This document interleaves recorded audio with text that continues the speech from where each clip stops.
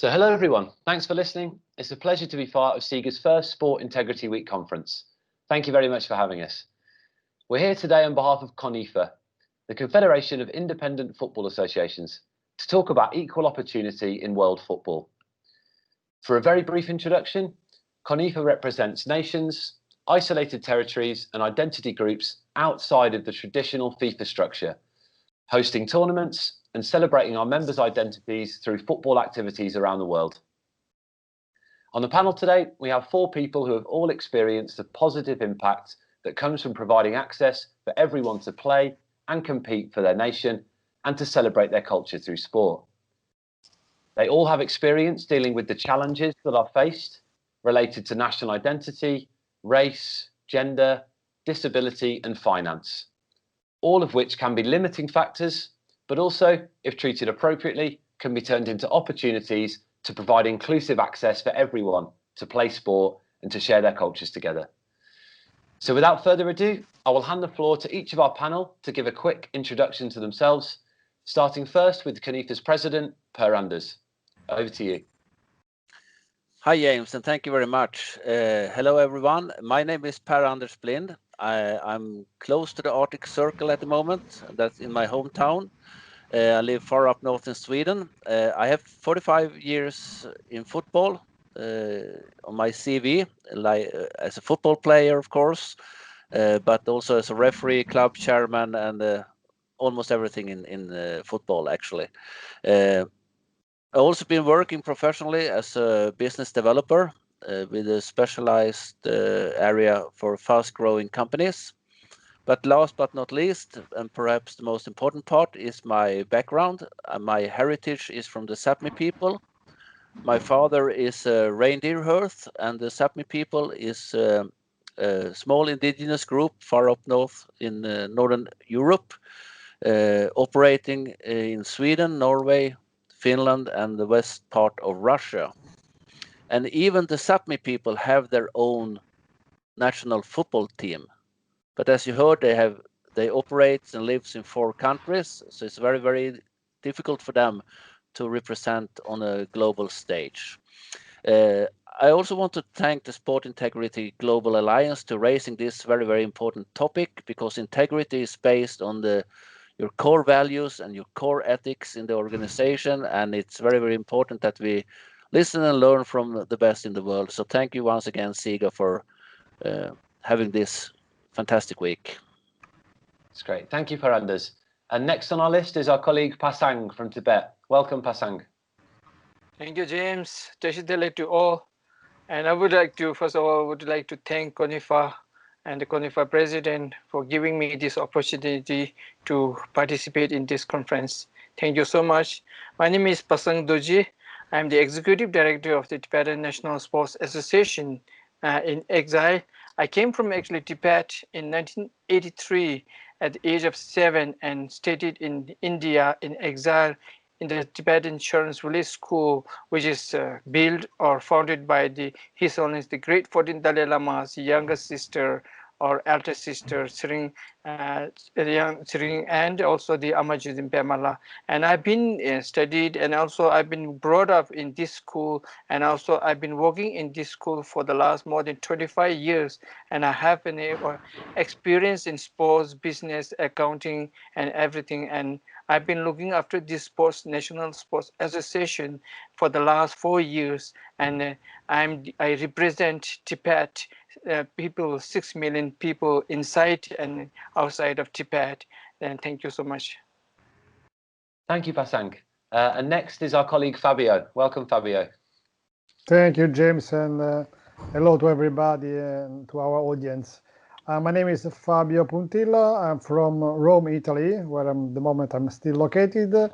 I come from the sports industry. I've been working for almost 20 years with the major sports marketing agencies. So now, a couple of years ago, joined CONIFA to bring my experience to make the business side of the activities of CONIFA possibly happen better for achieving our bigger events.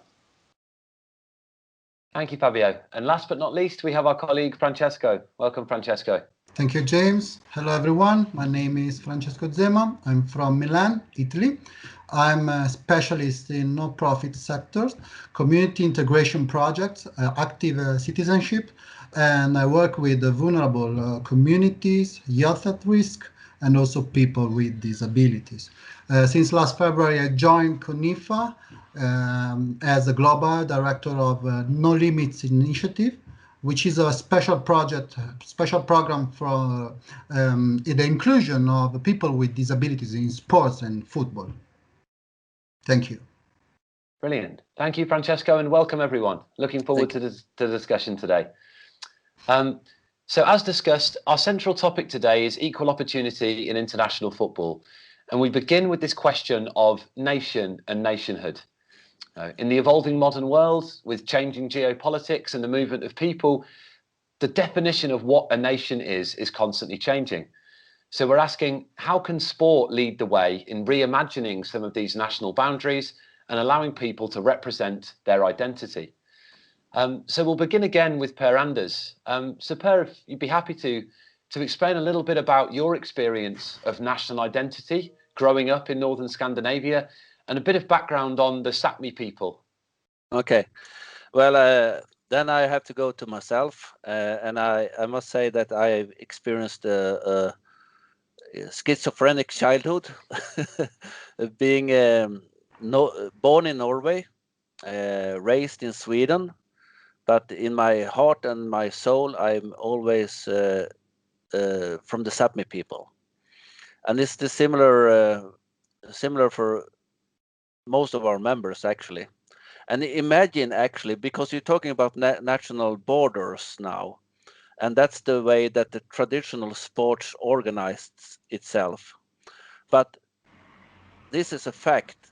There are 5,500 recognized ethnicities in the world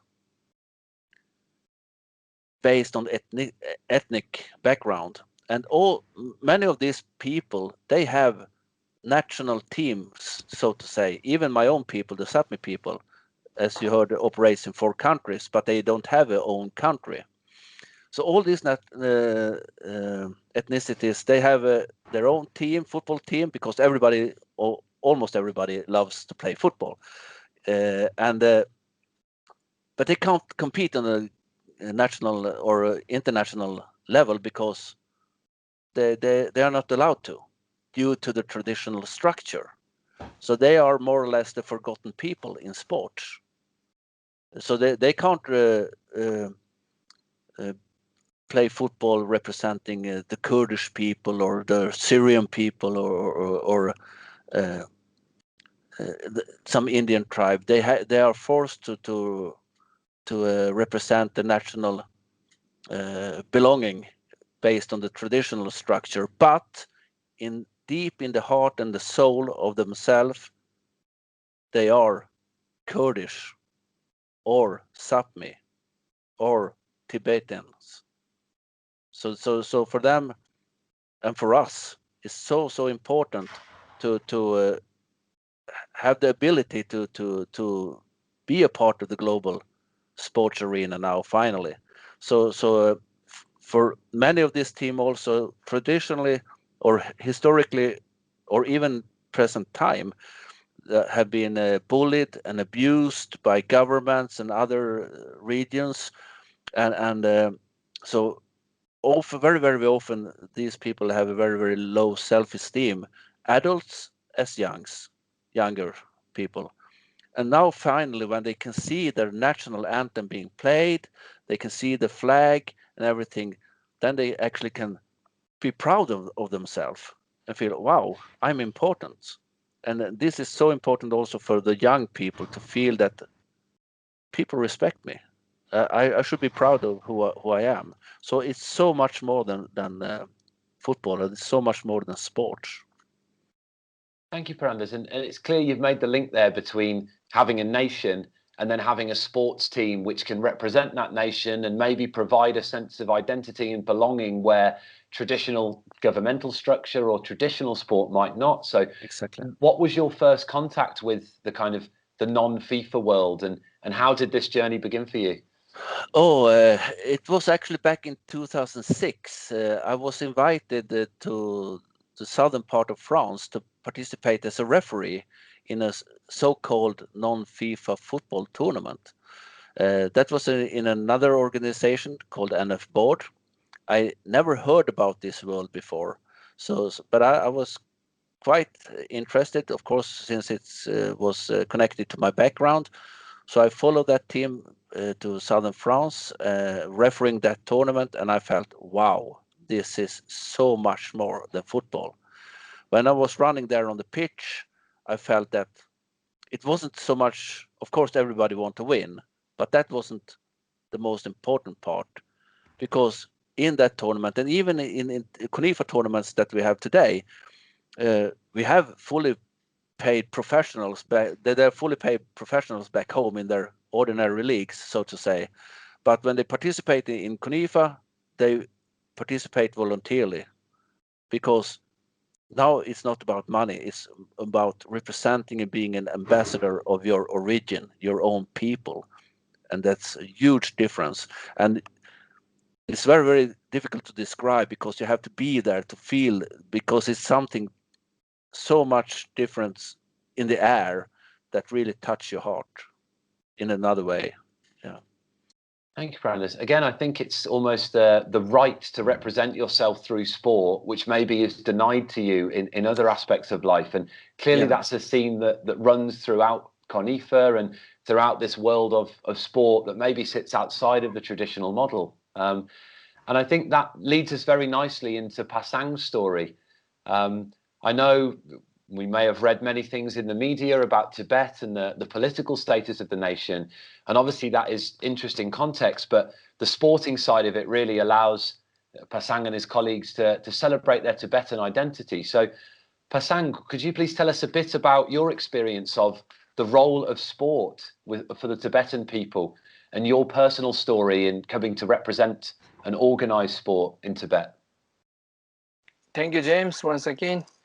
And first of all, I would like to say like that Tibet, during our independence in the year 1936, before the Chinese invasion in the 1950s, we have our own national team where we played the first football match between English, the company who visited Tibet and China.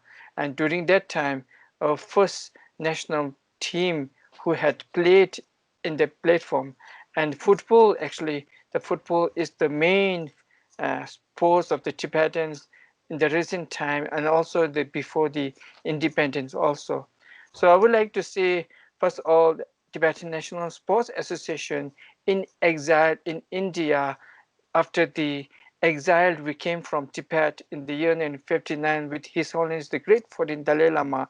And then His Holiness the Dalai Lama felt it very important first to educate our people to have a separate school to preserve our culture, preserve our identity and everything, and so that His Holiness and his family sisters have fight for these people of Tibet to build up or founding the Tibetan Children's Village School in India, in the northern part of India, Himachal Pradesh, in the year 1960. Since then, we have actually introduced different sports activities in the schools and in the schools. But the football, the major sports of the Tibetans, came into existence in the year 1988 under the leadership of the Amajuzin Bemala. There will be a first invitation from the Italian rock music group named Diner Morocco for an exhibition football match in Italy. So the TCB had taken all the initiatives of selecting and training of the two teams under 13 and the senior team. Thus, the first ever Tibetan football team was formed and played in Bologna, Italy. And in the year 1999, this was the turning point of the Tibetan football for it opened the doors or for the talented players who could realize their dream of playing for their country. Yeah, and then in the year 2001, the Danish Tibetan Culture Society invited the Tibetan football team to play against the Greenland national team, which make history, and to have an opportunity to represent your own country, your culture, to play in the international level. And since then, the TCB and the Jizimpe Mala had initiated to form this Tibetan National Football or Association to build or to bring the sport identity, and which represent your own culture, your identity in the world. And since from the 2002, and then this Tibetan National Association had been formed, and we are the one of the oldest and the senior member of the CONIFA, and we really appreciate CONIFA for giving us such an important and this kind of opportunity to participate and represent your country. Yeah. That's great. Thank you, Pasang. And obviously the background of the association and the role it's always played in giving Tibetan people that national feeling of identity. Tell us, how does it feel when you're at a football match, you see the flag being flown, you hear the anthem, you see your team and your colleagues around you? What does it mean to the people, and how do you personally feel when you see that?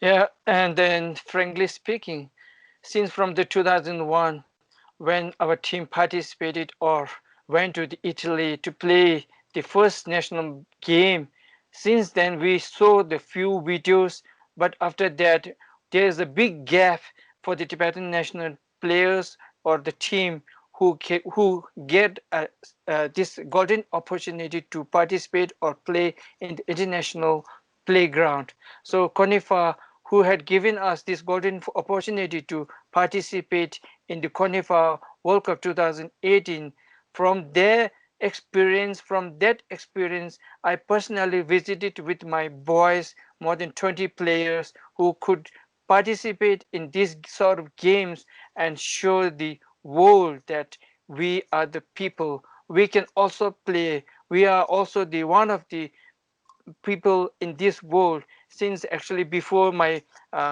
colleague who had actually applied for the membership in the FIFA, who were rejected, but luckily CONIFA, they had sent us, or they had given us this opportunity to participate, where I personally felt feeling cried. And also the our president Per enters blind has also explained the feelings of your identity, your national, so which is something we can't express in the word, but the feeling that what I felt, and my players, my countrymen, when you play against any team, they are looking at the big screens shouting, even though we don't see each other, but their feelings, their countries represent. So in the present world, I felt sports, especially the football or these major sports, are the one of the key means to show to the world that your identity, your culture. So I feel very emotional when I say something. Some words are actually I forget to tell because of the emotional feelings that I want to tell something, but it won't come out. But I really appreciate for the CONIFA and the pair enters blind or the team for giving us such a golden opportunity and to be a member of CONIFA and participate in such tournament. So it is really a great feeling, and thank you once again. Oh, thank you, Pasang, for such an emotional account. I think, as you say, both on the sporting and political side, the administrative side, the work that you do, but really it's the heart and soul of the people, and through sport, giving that access. And I can see Per Anders nodding here. I know that having experienced numerous tournaments over the years, Per Anders, you must have seen this for yourself so many times. Yeah, actually, in the early beginning, when we were still in the situation of trying to launch CONIFA as an organization, we had our first tournament back in 2014 in Östersund, Sweden, and I didn't had so much time to market and promote that tournament actually, but so it wasn't so much people on the stands. So I was a little bit disappointed myself, but we had a very, very professional TV production. We broadcasted it live through internet globally. And one of the players from a team called Aramean Suryoy, he came to me after their game with a mobile phone, and he showed a video clip from a Syrian family in Frankfurt in Germany that followed our tournament. It was so amazing because in the living room it was approximately perhaps 15, 20 people in the living room. They had gathered all the relatives, small children, grandfather, grandmothers, sisters, brothers. Everyone was present in that living room following the game. A tough game, equal game.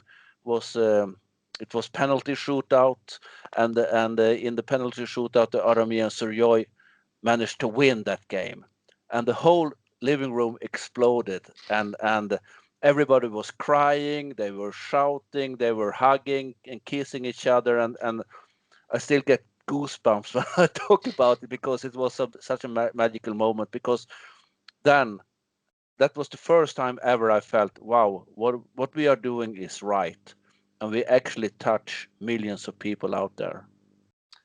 Thank you, Per-Anders. Again, it's similar to Pasang. It's a story that gives us all goosebumps, I'm sure, listening in. And I think on that point of, A, what you're doing is right, and B, just how many people CONIFA represents.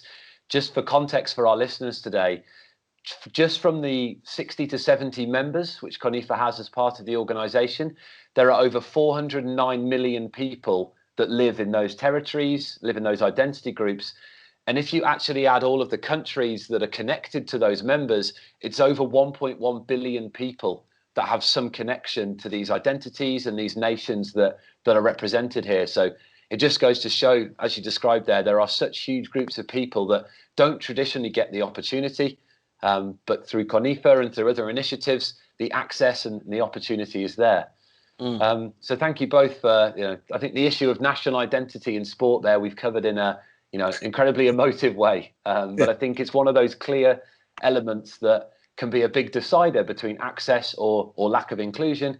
And hopefully, a lesson for anyone listening today is that there are people out there that don't always fit into the traditional system which a sport might provide. And that brings me on to our next topic, really. We're looking at elements which limit opportunity for people to play, and as well as national identity. The more practical, financial and economic factor is also important to consider. So my next question is going to Fabio, who, when we first met, told me that after years of working in the big, often money-driven and profit-driven industry of sport, CONIFA gave him an opportunity to give something back and to join the good guys, I think was the phrase you used, Fabio. So tell us a bit about your experience of the profit-first nature of traditional sport, but also where you see change and opportunity in the things that CONIFA are doing. Yes, thank you, James. You're right. As we know, all the big football moves really attracts a million people around the world, and really has become a huge business. So big that money are really big and often influences how those events happen. I would say that are driven by money only, but money is really one of the main, let's say, driver of those big events. And I'm really pleased to see that actually CONIFA really is very far from these values, basically, because really the root of CONIFA comes really to the passion, to the individual identity to emerge, to be expressed, to enjoy with the others this passion of football. So my role really to give the opportunity to help those our events that are getting actually bigger year by year. We are doing the World Cup, the continental cups like the European one, and then moving forward also the No Limits for Disabled, the women. So we are adding a new event in our portfolio. And to that, this event happen, of course, it requires, they require financial resources and a good organization, efficiency in managing the event, also to attract sponsors and partners. So we have to bring, professionality in our way of doing. On the other hand, I would say that I'm sure and that we are not really take a risk of be driven by money or by corruption. Let's say that we saw often or sometimes in other big sports, because I would say that the CONIFA values are very strong. But also I would say that the way how we taking decisions, how we share decisions by really a wide transparency method that involve our board members, first of all, which are made by 18 people representing all over the world. So I would say that way of doing using transparency helps to make really honest our doing it, to give the priority to our real goal. These are our challenge, of course, and we still need more money to allow all our members who come from poor really region, poor communities, and we should really help them to attend our event. That's why even for us, money is important, because it's an enabler of the event happening, even if it's not the main driver, definitely. Thank you, Fabio. And I think that point is a crucial one to pick up on. Money is the enabler, which provides the opportunity. It's not the end in itself. And I think you're right. We see across global sport, particularly football, as it booms, that money becomes far more commoditized and often far more important than the sport itself and the nature of the big industry. So it's interesting to see the example for CONIFA, particularly the message that CONIFA spreads around sustainability, around sharing cultures, around building links between people internationally, and the money and the finances there to enable more of that to take place, rather than to be creamed off and to be distributed elsewhere. And I think that's a key differentiator. And I think finances and the business side of things is obviously a big issue with sport.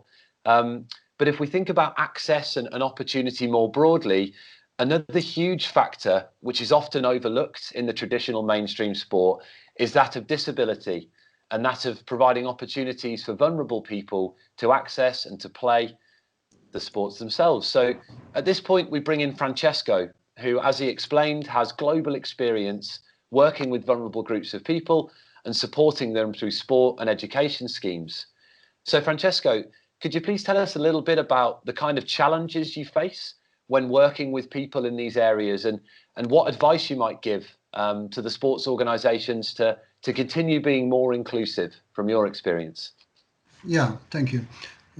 Talking about disability and social inclusion, what I can say is that disability has always been seen and felt like a factor of marginalization, a social exclusion, and also an issue, a problem that it's something like individual, is not a matter of the community, because of medical systems, welfare, all traditional welfare state always treat disability in this way.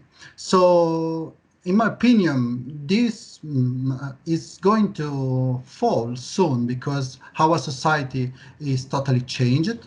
We are facing many challenges, such as a new welfare mix, the transition from the community to the individual people, the metamorphosis of the family system, and also the demographic changes need to push disability in a new view, in a new point of view.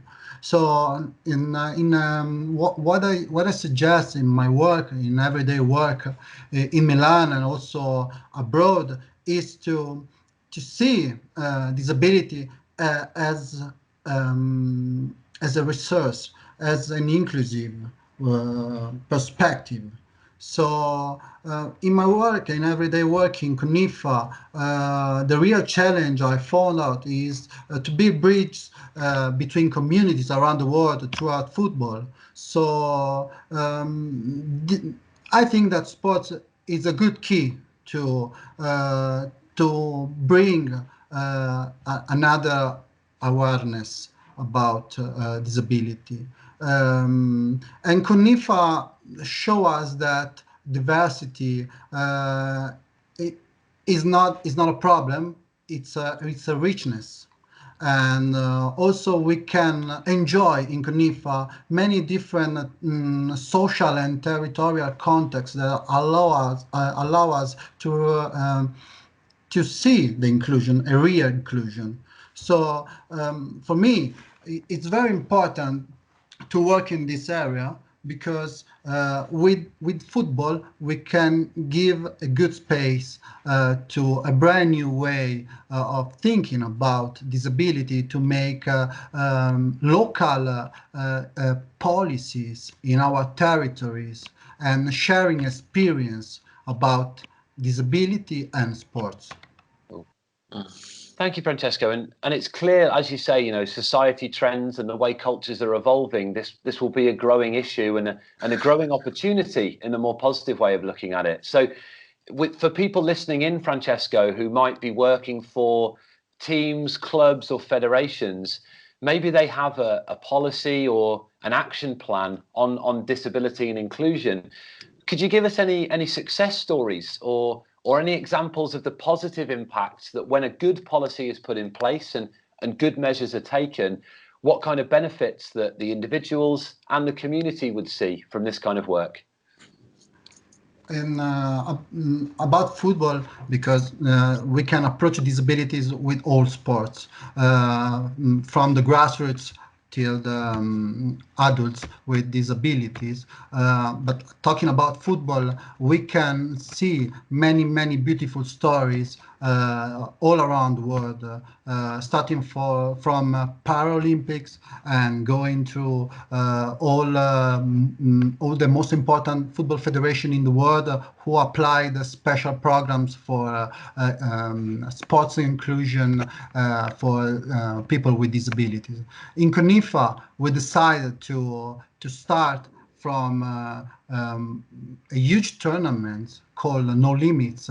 Our experience, the first experience in CONIFA was in 2019 in Monaco, Monte Carlo. We had the first European tournament for CONIFA representative nations and territories with special teams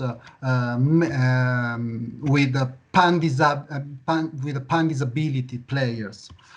Since then, we decided to create a brand new working area, giving a brand new space to this sector. And since last February, I started working on a strategic plan which aims to improve the action, the football action to all our federation. And this is a very innovative program because with our strategic plan, we want to build up a brand new network in all our 6 continents. And so it's another way to sharing experience about disability, and it's a good way to make a brand new connection with international tournaments. It's the first time that in our territories we can have the opportunity to organize international tournaments with such important actors like adults with pan disabilities. We decided to give all the chance to play. So it's very important to us to organize all tournaments, but also it's also important to organize special pathways and actions in all our territories, going in schools, squares, educational moments, inclusive ceremonies, and also special days to increase awareness in our territories throughout football, of course. Thank you, Francesco. And again, for your background and experience, I think the increasing priority which sport in general will place on issues of disability and vulnerability, I think it's clearly a growing issue for the whole of the sport industry. And some of your more tangible ideas there, particularly around pathways I think give people an idea that, if their disability or vulnerability policy is only just emerging, these are things they can take on board and maybe apply in their particular scenario. So thank you, Francesco, for such a thorough tour of disability and vulnerability in sport and the positives that can come from a good policy. And if disability is one factor, another key topic of this week's conference is youth development through sport. I know that's the particular theme of today. So I wanted to ask an open question to the panel. What experiences have you had of using football to develop young people themselves, but also to give them that pride and that confidence in their identity? So if anyone has any challenges or success stories to share, I'll leave the floor open to the panel. Well, I can share a small, beautiful story, almost romantic. We had our European Football Cup back in 2019 in Artsakh, the former Nagorno-Karabakh, but it's now Artsakh. And once again, a region that has been bullied quite a lot by other governments, and people with very proud, but once again, very low self-esteem. And during that tournament we had, it was like the European Championship for CONIFA members. During that tournament, there was a little boy in a town called Stepanakert who had his birthday. And his biggest wish on his birthday was to have a CONIFA cake, a birthday cake with the logo of the tournament on it, because he was so proud that the world finally recognized him and his people, and that was so beautiful. And now we're talking about the boy, I don't remember, 6 or 7 years old, and that will affect him for the rest of his life. It plants the seed of, as you say, the pride and the identity.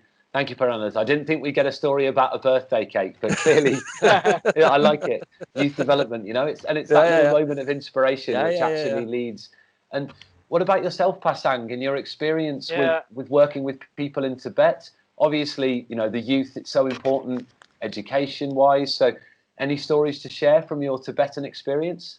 Yeah, very true. Actually, we have lots of problems, or lots of we need to also be fight with the struggles and any to participate or to join any specific clubs.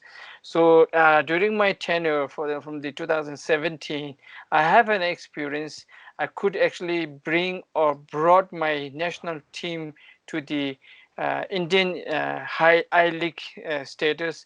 We could participate in the Sikkim Governors Cup, Gold Cup for the first, maybe for the second or third time. And during that time, my team had played really well, and we reached to the quarterfinal, which is the historic in the Tibetan national, Tibetan national actually history. What's that? So good. Carry on. So good. Yeah, in the Tibetan national football, actually in history, we made a historic, and we played against the champions that from the China, and we lost in the last second, 2-3 seconds. We lost 1 goal is to 0, and we reached till the quarterfinal. And from there, my boys have been really successful. From there, my goalkeeper, he had been selected in the Indian club. My 2-3 players also are selected in the few of the Indian clubs. So from there, then we could go to the participate in CONIFA. After coming back, then the goalkeeper, he is selected in the Indian Chennai state level team, and now he is playing in the one of the Jammu Kashmir club.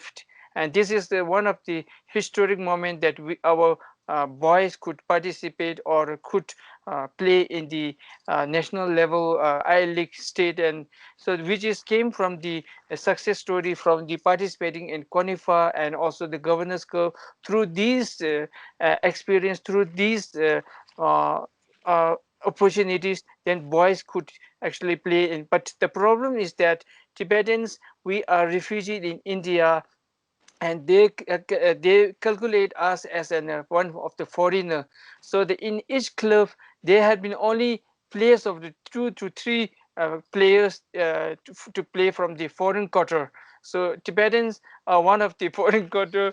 We need to fight for the foreign quarter, so which is really very tough, because there are lots of competition from the European, American, or any state that the Indians they buy from the other state. So which is really very hard for my boys and girls. Even few of my girls also from the Tibet Cup I have organized. From there, my girls are one of two of the players are selected in the Indian team, but because of the refugee and this problem, we hardly participate or get opportunity to play in this.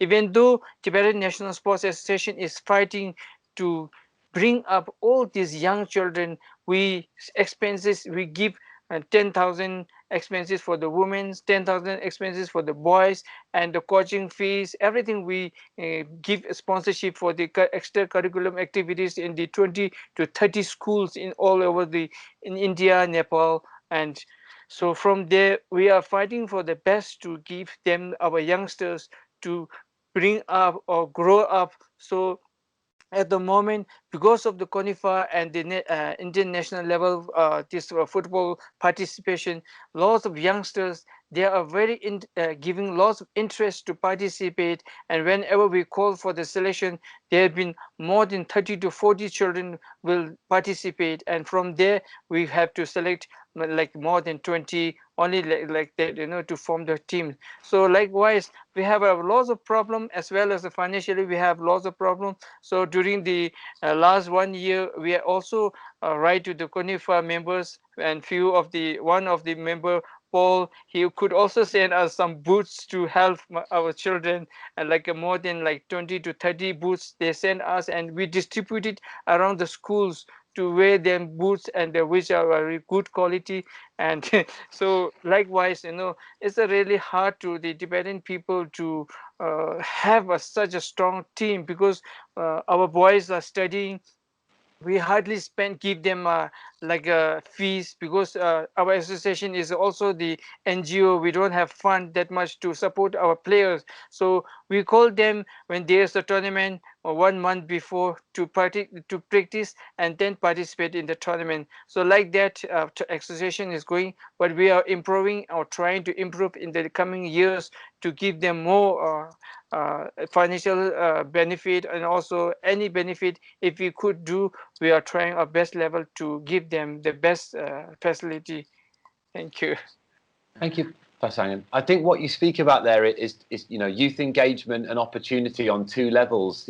First, you spoke about providing the opportunity for young players to actually see a professional career, and to give them the opportunity to look at their skills, their career, their lifestyle. And if you provide them that opportunity and they become role models, you provide a pathway for professional players to come through. But all the way down to, as you said, providing boots so that everyone, whether it's at an amateur level for enjoyment and fitness, or if it's at that higher level, to actually give them that chance to play. And I think that touches on 2 very important elements of youth access and youth engagement through sport. Thank you. And Francesco, I know we spoke of your understanding of best practice around engaging young people, particularly in vulnerable situations. So have you had any particular success stories or particular moments in your career that you felt inspired by what sport can do for young people? Yeah, especially football. Football helped me in many, many ways all around the world. I remember a beautiful project I carried out in Bolivia, in Cochabamba district, and also La Paz, with youth at risk living in the streets with a special addiction to drugs and other non-conventional stuff. With football, I had the opportunity to engage them and find a way to communicate them, trust in them, and also they start talking with me. They start to include me in our everyday life. So by playing football, you can do miracles. And in Bolivia, in Asia, I used to be in Macau as well, and also in Timor-Leste in Asia. And if I talk about football, if I work with football, everything comes easier for me to, because it is the perfect way to communicate, because it unite and link people and bring them together. So during my everyday life, I pay attention to sport programs because they provide many opportunities. Awesome. Thank you, Francesco. As you said, I think football can be a universal language, and sport in general can be. And then, as Pasang described, the inspirational effect it can have on young children, whether it's on a birthday cake for Anders or on a field. I think football and the pride in your identity that it can create, clearly with CONIFA as a great case study, has a lot of power in society and can do a lot of good. I just have to give another example, but that's perhaps a sidetrack in the topic, but still youth development. I'm actually, besides president of CONIFA, and have a full-time job and etc. I'm also a coach and trainer for 2 youth teams back home, age 14 and 15, and as perhaps most of you know, Sweden perhaps we don't have the best players in the world, but our national team can beat anyone because as a team, and that is also something that we even beat Italy in the qualifications. Sorry, be careful for that. Now, Anders. 2 Italians on the field, we create. It's a tragedy. It's a tragedy. You shouldn't remember that, but anyway, it's true. Sorry to remind you, but anyway, and that is something that I and all the football coaches in Sweden try to teach the youngsters, that it's great if you can succeed individually, but you are always depending on your teammates, and if you together as a team work really hard to try to reach a goal, then you can conquer everything. And that's the soft values of the Swedish model of playing football, which, as you say, is embedded from a very young age. And I think but you can also take that with you in your private life, that you can work and be successful alone, but if you want to reach real success, then you have to have a relationship with other people and build a team, and also to rely on other people. If James, if I can add, to what you're saying, also per Anders and Francesco, I was really impressed when I saw the first time the No Limits tournament. the one made for, I would say not just for disabled people, because the innovation No Limits was that is putting together all the people, what is called normal and the disabled, or the non-disabled and disabled together. I think it's important because, as we have been saying before, sports is a tool, means of education. At the end, we have to reach that goal, educate people to understand better each other, living better each other. And I think the difference of CONIFA, which is try to really pull down boundaries, culturally, prejudice, political, also this kind of boundaries between the categories of people, because so far, as Francesco has experienced, it's already a success that the disabled people can have their sport activity, but we shouldn't treat them as a separate entity. We have the Special Olympics, which are separated from the regular Olympics. I would say that the CONIFA proved that we put together the different expression of sports, let's say. I don't want to categorize the people, better, weaker, stronger. So as well, I think it's important for younger generation, although the female and boys and girls, to understand and able to play together, as is not that often happen, because it really helps them to learn how to do something together. As well, I think our challenges and efforts is to put together people from diverse parts of the world, even from parts that are not really get along each other. They were not friends, but we want to put them, thanks to sports, close and enjoy as the doing something together, as on the normal life or the political life didn't let them to do some way. That's why it's different way, I think, from my perspective, the way of doing of CONIFA. This is my last thought.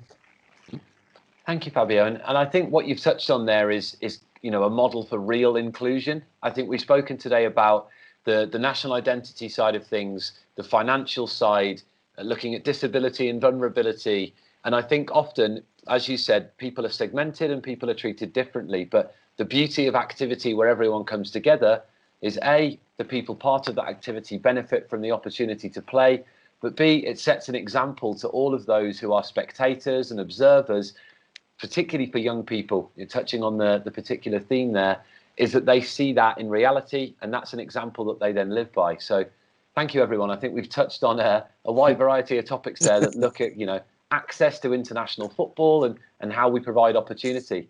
So my final question, and for a very short answer, if anyone would like to share, there obviously are a lot of people listening to this from across the sport industry who might be about to embark on a new policy, a new project, a new constitution that looks more seriously at inclusion and accessibility. So if anyone would like to share a final thought, is there any advice you would give to our listeners, or what are the most important values that they could cherish and promote when considering how they can use sport as a tool really for accessibility and inclusion?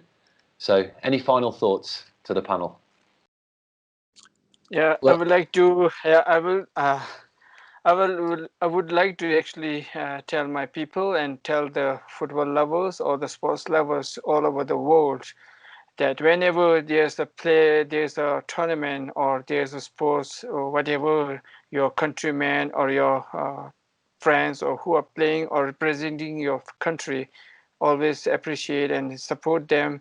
Even we at Tibetan National Sports Association, we have good supporters actually from the international level, where we could actually build up such chapter members in Toronto, US, UK, and then the Europe. So likewise, financially, they could help us. So people who are your countrymen who are staying all over the world or wherever you are staying, try to support your players, support your people, and not whenever there's a positive or negative comment or any suggestion, give them personally, or come with a solution to tell. Actually people backbite or tell something else for you are not doing this, that, but they have no solution. They are saying if you do this, you have to do this and that. If you come with a solution to give us to improve our sports association, whether it's a Tibetan Sports Association, whether it's a CONIFA, whatever, but we need to come with a positive solution and with the suggestion, then it will be really great and good for the association to improve in the future tournaments or the coming years, to improve your association and the country sports life. Yeah, thank you. Thank you, Pasang. Wise words indeed. I'll pass on to Per Anders. Okay, thank you, James. Just shortly, what I think is, if you're out there trying to rewrite the constitution or something like that, or rethinking your organization, try to remind yourself what sport is all about. It's about giving the opportunity to people to move, be healthier, and once in a while compete against each other. What I feel today is that many, perhaps not all, but many of those traditional sports and the traditional structures that we have today has allowed itself to have so many stakeholders that perhaps doesn't have sport as the main topic on their agenda. which destroy the core values perhaps in sports. So what I would like to advise everyone is to think about what sport is all about, and don't let outsiders, so to say, take too much control. Thank you, Per-Anders. Again, a philosophical and an emotive note. I don't know, Francesco or Fabio, any final thoughts, or will we end with Per-Anders' philosophy? I mean, it's great that the latest sentence by Per. I mean, the value come first. So just to remind that. Cool. Thank you, Fabio. And thank you, everyone. I think that concludes our panel discussion for today. As we said, here representing CONIFA, looking at how national identity, disability, race and finance are all part of the package when considering providing access to people to play and to represent their identities. So a huge thank you to our 4 panelists, to Per-Anders, Pasang, to Fabio and Francesco. Thank you for sharing your stories and insights today. And for all of you listening, we hope you can take something away from the stories, and best of luck with everything in the integrity of your sports going forward. So thank you, everyone. Take care. Thank you, James. Thank you. Thank you. Thank you. Bye-bye. Thank you all. Goodbye.